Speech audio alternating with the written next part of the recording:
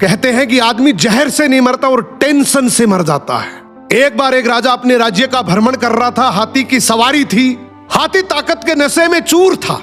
हाथी ने ध्यान नहीं दिया और उसकी सूंड से एक मस्त मोला फकीर का कटोरा गिर गया। फकीर को बड़ा गुस्सा आया। उसने कहा, रुक मैं बताता हूं, और हाथी का पूंछ पकड़ लिया। हाथी ने पूरी ताकत लगा दी पर हाथी एक कदम आगे नहीं बढ़ सका। राजा ने पीछे मुड़ के देखा तो फकीर के हाथ में हाथी का पूंछ था। राजा को बड़ा अचंभा हुआ कि एक फकीर में इतनी ताकत। राजा फकीर के पास गया और बोला, आपकी जगह फुटपाथ पे नहीं, आपकी जगह तो राज दरबार में होनी चाहिए।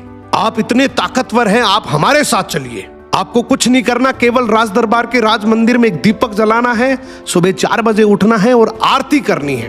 फकीर ने कहा, ठीक है, अच्छा खाने पीने को मिलेगा। थोड़े दिन बीते कि एक दूसरे राज्य का राजा से मिलने आया। राजा ने रौब जमाने के लिए बातों ही बातों में बोल दिया कि हमारे राज्य की सेना और प्रजा की तो बहुत दूर की बात है। हमारे राज्य के तो फकीर भी इतने ताकतवर हैं कि एक बार तो हाथी को भी पकड़ ले तो हाथी भी एक कदम नहीं बढ़ सकता। दूसरे राज्य के राजा ने बोला, भी हमें तो दिखाओ तब माने। राजा ने फकीर को बुलाया और कहा, नाक का सवाल है, ध्यान रखना। फकीर ने कहा, ठीक है, हाथी को बुलाओ। फकीर ने हाथी का पूंछ पकड़ा मगर इस बार पासा पलट चुका था। हाथी फकीर को घसीटते हुए ले गया।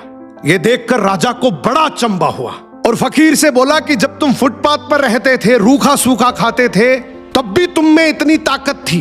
अब तो तुम राज दरबार में रहते हो, 56 प्रकार के भोजन करते हो, फिर ताकत कहां गई?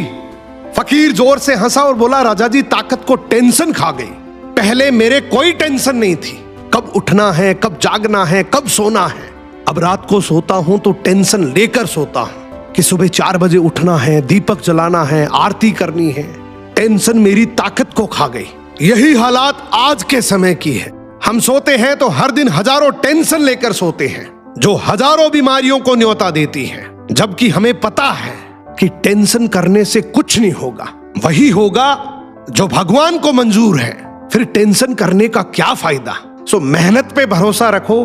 टेंशन करने से कोई फायदा नहीं है। टेंशन आदमी का शरीर दीमक की तरह खा जाती है।